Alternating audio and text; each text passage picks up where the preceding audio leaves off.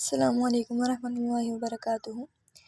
आज मैं आपको CNS फिज़ियोलॉजी की गाइडलाइंस बताऊँगी इंशाल्लाह पेज टू पेज। पहले आप को ये पता होना चाहिए कि CNS फिज़ियोलॉजी जो है ना आपके प्रोफ की थ्योरी में या वाइवा में कितने मार्क्स कैरी करती है।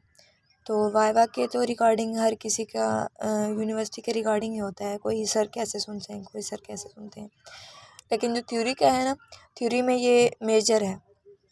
CNS सबसे ज़्यादा मार्क्स कैरी करती है। इसमें से आने हैं 12 MCQs और 2 SCQs आने हैं, मतलब 12 और ये 10 हो गए तो 22 नंबर हो गए टोटल इसमें से। तो CNS में दो पार्ट्स में है, ये इसको डिवाइड किया हुआ है कि सेंसरी पार्ट और इसका मोटर पार्ट है। जिसका सेंसरी पार्ट है ना उसके हैं टोटल 4 चैप्टर्स, और उन 4 चैप्टर्स में से लास्ट वाले 2 इम्पॉर्टेंट हैं, ठीक है। और जो मोटर के हैं टोटल 7 चैप्टर्स, उनमें से पहले 4 इम्पॉर्टेंट है, ठीक है। अब देखें इस पहले चैप्टर की चैप्टर नंबर 46, ठीक है। इसमें जो है ना ये इस चैप्टर में से कभी कोई ऐसे क्यों नहीं आया, ये लीस्ट इम्पॉर्टेंट जो है ना चैप्टर है।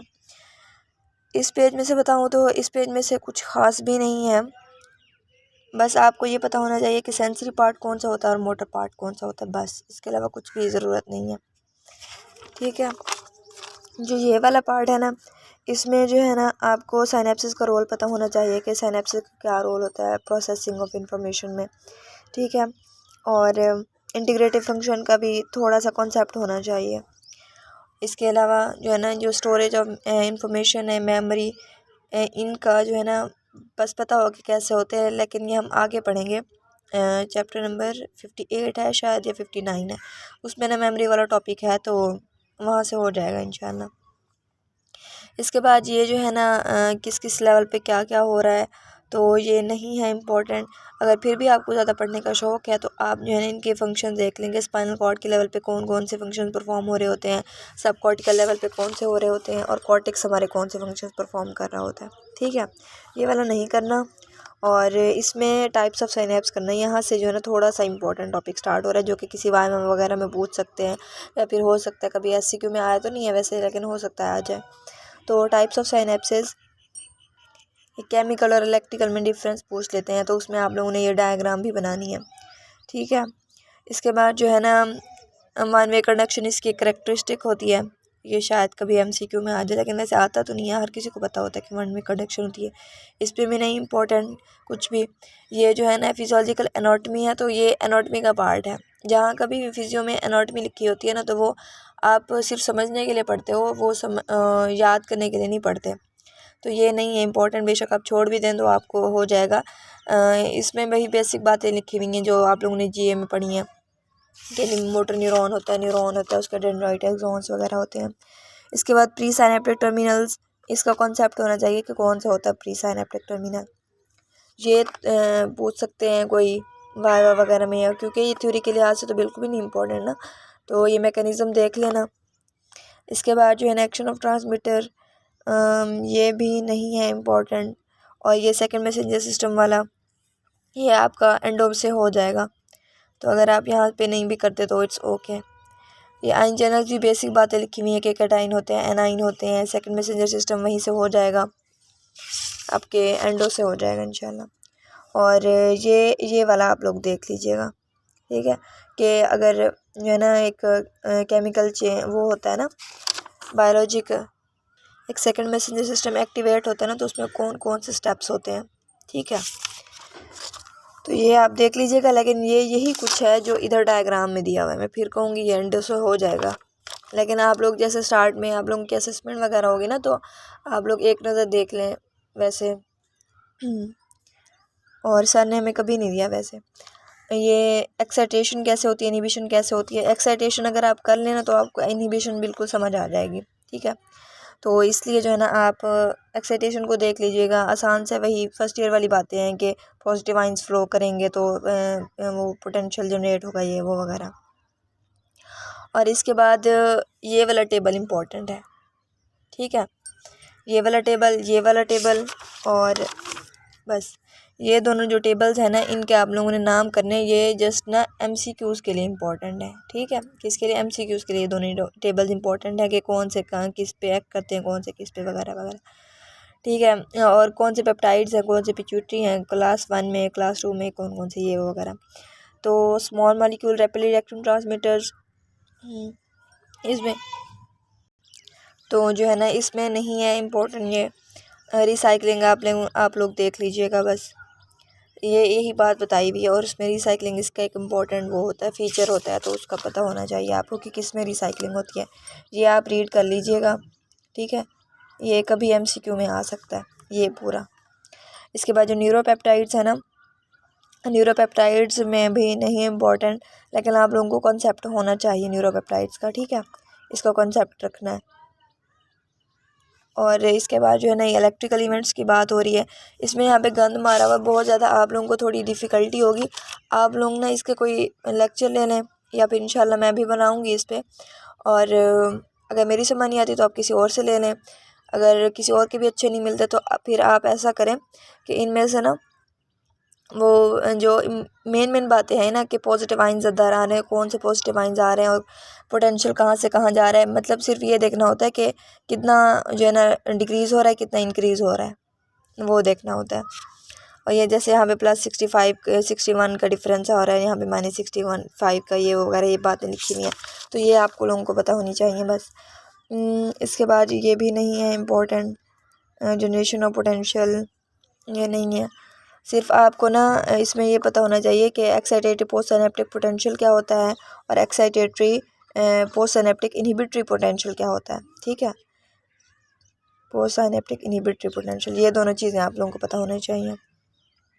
इसका आपको जो है ना कॉन्सेप्ट आना चाहिए। ये जो है ना उसमें SCQ में कभी आ सकता है, वैसे वाइवा में पूछ सकते हैं, ये नहीं है इम्पोर्टेंट।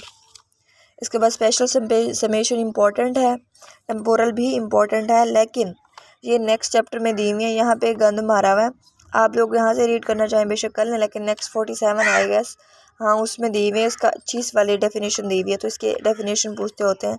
फैसिलिटेशन इम्पोर्टेंट है, ठीक है।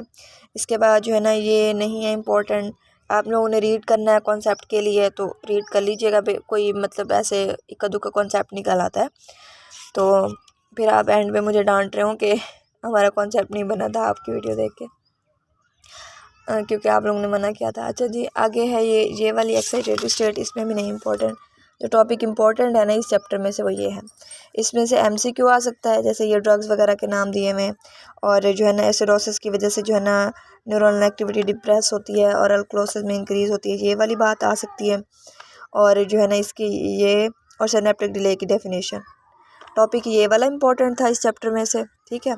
अब एक बार रिव्यू देख लेते हैं। इसमें से ये वाला टॉपिक इम्पोर्टेंट था ये, ठीक है। और स्पेशल टेम्पोरल और फैसिलिटेशन वाला, और जो है ना ये एक्साइटेटरी पोस्ट सिनेप्टिक इनहिबिटरी और ये वाला टॉपिक, इनका पता होना चाहिए, ये इम्पोर्टेंट है। इसके बाद जो है ना ये कैरेक्टरिस्टिक्स वगैरह इनको रीड करना है, इसको कंसेप्ट गेन करना है। ये 2 टेबल्स इम्पोर्टेंट है बस, और नहीं है कुछ खास इम्पोर्टेंट इसमें। अब चैप्टर नंबर 47, ये चैप्टर पहले चैप्टर की निस्बत थोड़ा सा इम्पोर्टेंट है, ठीक है। तो इसमें जो है ना ये इनके टाइप्स का आप लोगों को पता होनी चाहिए, जो है ना ये पूछ सकते हैं वाइवा वगैरह में या किसी में, लेकिन आसान सी हैं, आप लोगों को पता चल जाएंगी। इसके बाद ये वाला टॉपिक नहीं करना। इसमें लेबल लाइन प्रिंसिपल की यहाँ पे डेफिनेशन, सॉरी मिडिल मोडालिटी की डेफिनेशन लिखी हुई है और लेबल लाइन की भी डेफिनेशन लिखी हुई होगी। ये है, तो इसको जो है इन 2 डेफिनेशंस को कर लीजिएगा, बाकी करने की ज़रूरत नहीं है। इसके बाद ये वाली इम्पोर्टेंट है क्लासिफिकेशन सेंसरी रिसेप्टर्स की, ठीक है। और ये मैकेनिज़्म ये इम्पोर्टेंट है, ये हमारा जो है ना प्रॉफ का क्वेश्चन आया था। इसके बाद जो है ना इसमें भी नहीं है इम्पोर्टेंट, सिर्फ इसमें ये रिलेशन जो है ना MCQ में पूछ सकता है। अब ना इससे इसको ना अब जब पढ़ते हो ना तो शॉर्ट लिस्ट कर लिया करो कि ये टॉपिक इम्पोर्टेंट नहीं है, तो इसमें से कौन से ऐसे पॉइंट्स हैं जो मुझसे कभी पूछे जा सकते हैं, ठीक है। जैसे ये रिलेशन है ना, तो इसमें जो है ना ये आगे लिखा हुआ है कि इंटेंसिटी के साथ ये पोटेंशियल, इसका कोई रिलेशन होता है, कुछ बढ़ती है या डिक्रीज़ होती है, तो वो आप लोगों ने याद रखना है। अडेप्टेशन बहुत इंपॉर्टेंट टॉपिक है, ठीक है। ये UQ है, प्रॉफ में आता होता है। कि कैसे अडेप्टेशन होती है। मेरे ख्याल में हमारा भी आया था शायद कि जो है ना पेसिनियन कैसे अडेप्ट करते हैं, पता नहीं पास पेपर में मैंने देखा था। लेकिन होता है ये कि पेसिनियन कॉर्पसल कैसे अडेप्ट करते हैं, 2 तरीके उसके होते हैं, दोनों लिखने होते हैं उसके। इसके बाद है स्लोली अडेप्टिंग रिसेप्टर्स और रैपिडली अडेप्टिंग रिसेप्टर्स। इनके ना आपको नेम्स पता होने चाहिए और ये पता होने चाहिए कि स्लोली अडेप्टिंग है तो क्यों है और रैपिडली अडेप्टिंग है तो क्यों है। इसके बाद जो है ना ये वाला टेबल बहुत इंपॉर्टेंट है। आप लोगों को यहाँ से बेशक समझ ना आए तो ये वाला लाजमी पढ़ लीजिएगा, ठीक है। कुछ बच्चों को यहाँ से समझ आ जाता है, कुछ को नहीं आता, तो आप ये वाला मैं कहूँगी कि जनरल क्लासिफिकेशन यहाँ पे दी हुई है और स्पेशल सेंसिटिव फिजियोलॉजिस्ट के में वो दी हुई है, तो ये आप लोग ना रीड कर लीजिएगा, ओ सॉरी याद कर लीजिएगा, ये इंपॉर्टेंट टॉपिक है। इसके बाद जो है ना ये मैंने जैसे बताया था पहले कि स्पेशल समेशन और टेम्पोरल समेशन बहुत इंपॉर्टेंट है। लेकिन इन बहुत इंपॉर्टेंट का मतलब ये नहीं है कि आप लोगों ने सारा करना है। इस बहुत इंपॉर्टेंट का मतलब ये है कि इसकी सिर्फ ना डेफिनेशन पूछते होते हैं स्पेशल के और टेम्पोरल समेशन के, ठीक है। और इसमें नहीं है इम्पोर्टेंट कुछ खास। ये डाइवर्जेंस इंपॉर्टेंट है, कन्वर्जेंस इंपॉर्टेंट है, इनकी डेफिनेशंस पूछते होते हैं और एग्जांपल भी इसकी पूछते हैं। हमारे सर ने असेसमेंट में एमसीक्यू दी थी। इसके बाद जो है ना इसमें नहीं है इम्पोर्टेंट। आफ्टर डिस्चार्ज जो है ना इम्पोर्टेंट है, या आप मोटर में भी आपके काम आएगा कि आफ्टर डिस्चार्ज क्या होता है। इसके बाद रिवर्बरेटरी सर्किट, इसका कॉन्सेप्ट होना चाहिए आपके पास, ठीक है। और ये भी कर लीजिएगा बल्कि सिग्नल प्रोलॉन्गेशन, ये आगे मोटर में भी ये कॉन्सेप्ट यूज़ होता है कि रिवर्बरेटरी सर्किट्स की वजह से सिग्नल प्रोलॉन्गेशन हो जाती है, वो क्यों होती है, ठीक है। अब इसके बाद जो है ना कॉन्टिन्यूस डिस्चार्ज, ये भी नहीं है ख़ास इंपॉर्टेंट, ये भी नहीं है इसका ना। इनका और रिदमिकल सिग्नल आउटपुट का आप ना कॉन्सेप्ट बना लीजिएगा बस। और instability and stability of the neuronal circuits, इसका आपको पता होना चाहिए। आगे एपिलेप्सी में भी इसका जिक्र होगा वैसे। अब ये है सिनेप्टिक फटीग, ये इम्पोर्टेंट है कि कैसे होती है फटीग। और ऑटोमेटिक शॉर्ट टर्म एडजस्टमेंट है इसमें और लॉन्ग टर्म चेंजेस है, तो ये दोनों आप लोगों को आनी चाहिए, ठीक है। अब रिव्यू देख लेते हैं। जो ये चैप्टर था ना इसमें तो ये 2 डेफिनेशंस, ये इनके नाम और 2 ये डेफिनेशंस करनी थी, ये टेबल करना है और ये टॉपिक करना है। इसमें ये डायग्राम बनानी है, ये सॉरी ये वाली डायग्राम ये हमारे प्रॉफ में आया था। और जो है ना रिलेशन इसका जो है ना अडेप्टेशन करनी है आपने। रिलेशन में सिर्फ ये देखना है कि उनमें मेन पॉइंट क्या है, बस। अडेप्टेशन इम्पोर्टेंट है, ये वाला टेबल इम्पोर्टेंट है और ये दोनों इनकी डेफिनेशंस और आगे इन दोनों की डेफिनेशंस कन्वर्जेंस और डाइवर्जेंस की। आफ्टर डिस्चार्ज, इसके बाद जो है ना फटीग, इसका शॉर्ट टर्म और लॉन्ग टर्म, ठीक है। बाकी नेक्स्ट वार्ड में बनाती हूँ इंशाल्लाह।